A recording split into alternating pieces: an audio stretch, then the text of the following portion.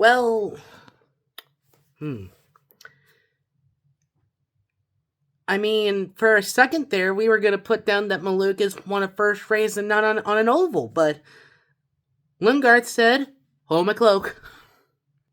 Hello! Welcome to another episode of Sports by HER, IndyCar Reaction. I know it's been a long journey. You've probably been wondering where I have been. Well, sometimes when you're a senior in high school in Indiana, you put school first. Yes, I just said that. Now, before we get into the IndyCar race at the Socio Grand Prix of Indianapolis Motor Speedway, of course, what happened at Barber Long Beach? Well, short answer, Palou dominated at Barber, and in Long Beach, Palou won, even though a caution decided the factor of the last pit stop. Rosenqvist was leading most of the race, but Dixon got himself a podium finish. Now, before we get into that, of course, we need to talk a little bit about IndyCar news. Of course, some drivers and teams were found guilty of using push-to-pass laws, but now they're going to be considering more in actually penalizing drivers if they are messing with the push-to-pass rule that has been required. Now, I don't want to blame anyone, but Penske may have started causing this issue back in 2023. I'm looking, was it 2024, actually? Or 2023, I don't know when it was. I'm looking at you, Joseph Newgarden and Scott McLaughlin. You're the reason of this. I'm not trying to force any manners, but the fact that this is now becoming an issue now, and the fact that Palou literally in a press conference said something about it, that it's becoming his fault, there's some problems. Now, I don't want, honestly, Penske, if you're going to watch this, I don't want to be mean about Penske, but the fact is that this was an issue 2, maybe 3 years ago, and now it's coming up again. Does speculation, since the last time you guys cheated in a race, it ended up being your guys who basically tried to cheat in a race. We also how that ended. Now, let's get into the race. Of course, Palou started on pole. Now, qualifying happened Saturday morning with no warm-up because Mother Nature decided to say Palou is doing really good. Let me find a way to make qualifying happen on the same day of the race. Palou won the pole. Dixon starting in 6th. It was all lining up for the month of May, and Felix Rosenqvist decided to say, I'm about to end everybody's race. Gets into pedal aboard. He gets tagged along. Everyone trying to avoid. Colette's trying to avoid. Dixon's trying to avoid it. Gets a little bit of some tap. Everyone's trying to check up. Basically, everybody kind of got stacked up because of Felix Rosenqvist. Now, of course, Palou, again, doing what he normally does best, having a lead. But Rossi's hybrid let IndyCar throw a caution 13 seconds after he had his hybrid go out. 13 seconds? And we're going to throw a Yoko Yellow? Huh. Hey, IndyCar officials. Random quick question. Are you trying to become NASCAR official? Have you seen the news about them lately? They have done no controversy other than the fact that they're, that about Jim Franz. That wasn't controversial. That was just news. You have not, ever since the no chase for him, man, you have not heard a terrifying controversial call, except maybe Texas. That's, just go to Eric Eastep's video. You can find all about that part. This is IndyCar. Now, of course, Palou, Kirkwood, all the drivers who didn't need that caution had to pit under yellow. They go to the back. It brings up new contenders. And Christian Lundgaard, not only getting another win for him, he gets his first win with McLaren. It's his first win of the season. We go back into a Ganassi, Penske, McLaren battle of the season. It's going to be a big fight for the championship, but now it comes down to the Indianapolis 500. Let's take a look at some finishers. As of course we talked about Lundgaard, he started I'm looking at my notes here. Started 4th in this race. He started in the 2nd row, made it to the Fast 6. David Malukas, who started 5th in this race, goes up to 2nd. He led actually 27 of the laps. The others were led by Christian Lingard, of course, Palou led 23 of the laps. 15 were led by Will Power, of course. Those are all the laps that were made, and this race was fun to watch, folks. If you did get to watch it, maybe some of you didn't because you were at church at 5 o'clock when the race started. You could be. You maybe weren't. Who knows? But, of course, Graham Rahal, another podium finish on the season. As we look at the points right now, he's actually improving on Graham Rahal alone. Is right now 9th in the point standings.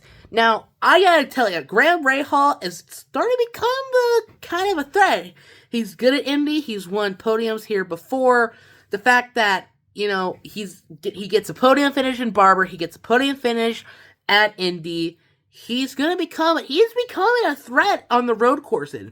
And he's kind of doing it more of a style kind of race where he's just doing his own thing. He's not overachieving. He's not making big passes. He's just having a nice Sunday drive, not having the care in the world. He's a veteran in this race. He knows how to handle it.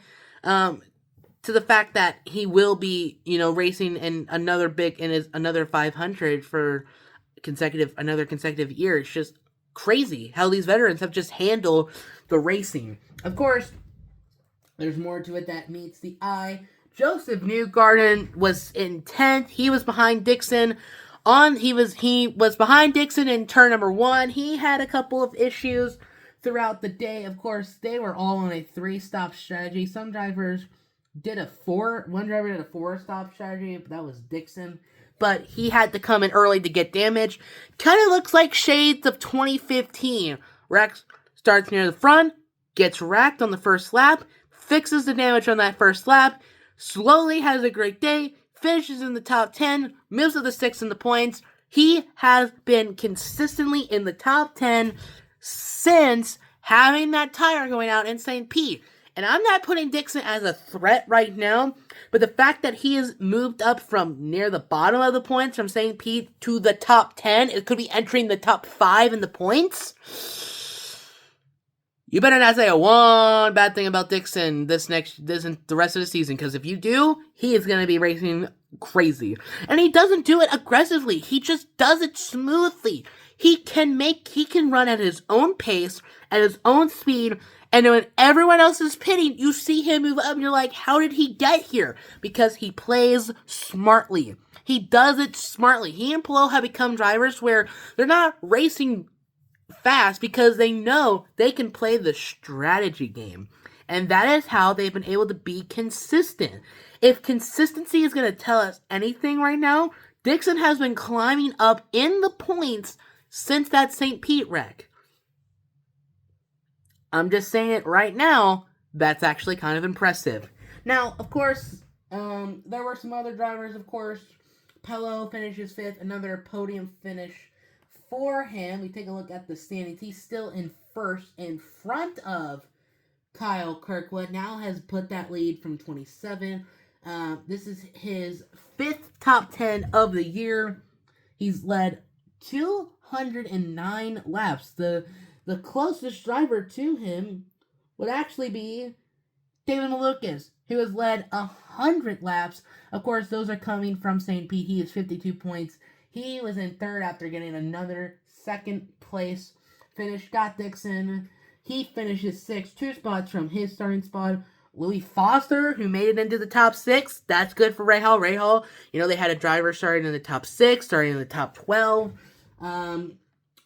Kirkwood, he didn't move anything. You saw a lot of drivers who moved up. I want to say right now, the biggest mover of the day goes to Will Power. Started 25th, played a strategy game, and did a 3-stop strategy, and it kind of worked near the end. This guy, he's improved.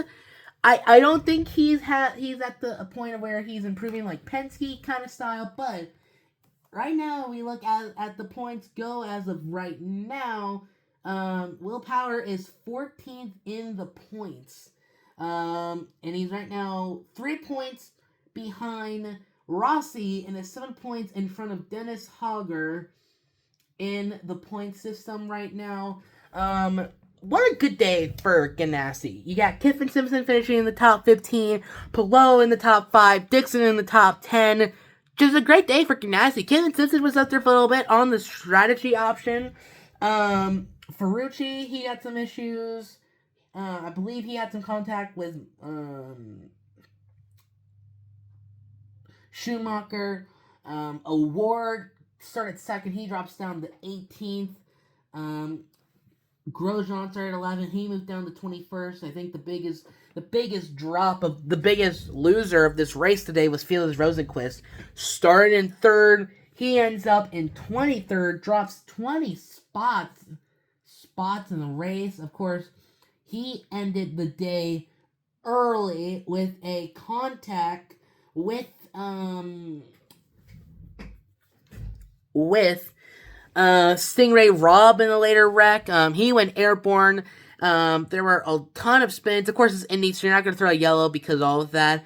Rossi with some words about his ending, the fact that it took them a long time to throw a yellow.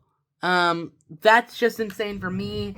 There are some other drivers to look into. Of course, Rasmussen, he ended the day early. He finishes 24th. Rossi, I mentioned earlier, he finishes 25th.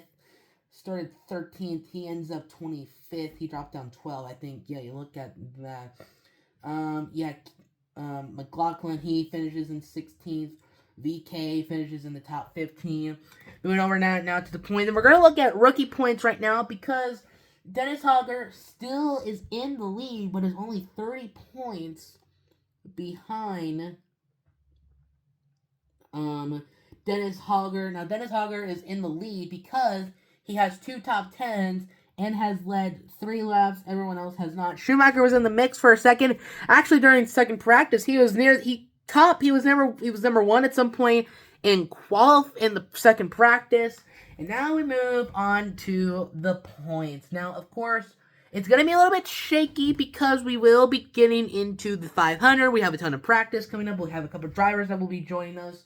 But, again, Palou, he's at the top. He is 27 points ahead of Kyle Kirkwood. And then you got a big gap between him and third place with his David Malukas.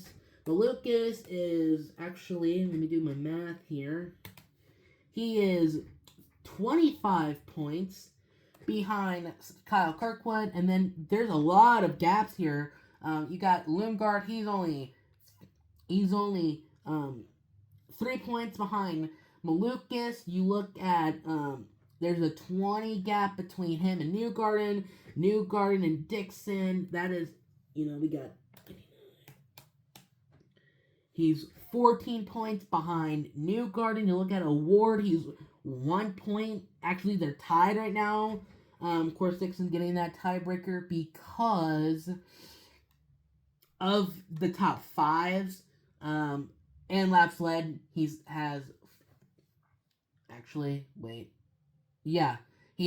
led 14 laps, 5 podium, 5 top 10s. He has the top 5, so that kind of helps him there.